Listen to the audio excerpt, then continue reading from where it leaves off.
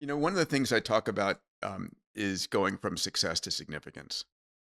And so much of entrepreneurs measure themselves by their stock price or the amount of money they raised, or a bunch of different elements. Can you just speak to the entrepreneurs who are listening, who are, want to do big, bold, significant things in life? What's your advice to them?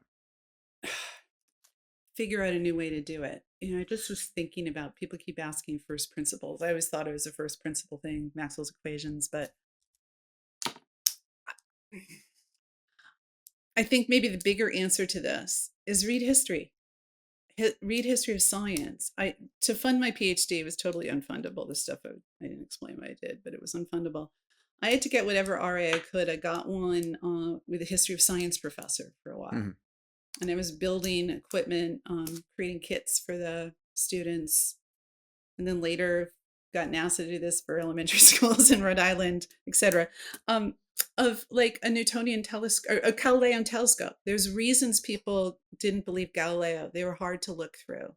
Mhm. When you look at what the greats walked through, Faraday, Galileo, Franklin, Ben or Rosalind, both of them, like you have this impression that it was easier then or something. It was never easy, and people just decided to do it, and you just work on it because you love it, you're passionate about it, and you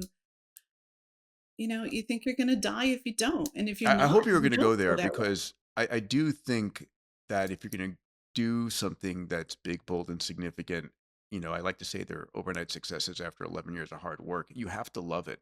If you don't love the job, you should do something else because you do have to spend all your time on it. So you know I can't sleep. I get up to work on the thing. I love the work. So you just keep, if you don't like it, you're not going to do a good job on it. I work all the time. I love it.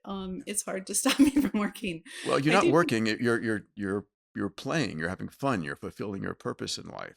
Right. What can you do? So you should feel that way about it. And then I guess, another question. So yeah, first principles. What are first principles? Like Oxford gave a fine if you diverged from Aristotelian theory at the time that Galileo and Newton were making their breakthroughs.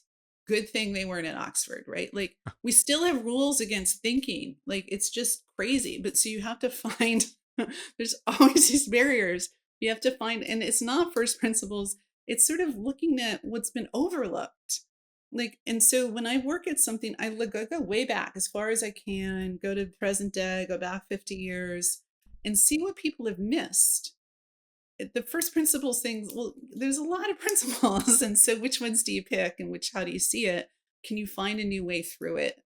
Given what we have now, all Mhm. that we have access to now, people abandoned it 20, 30, 50 years ago. Can we pick that back up, mash up different things?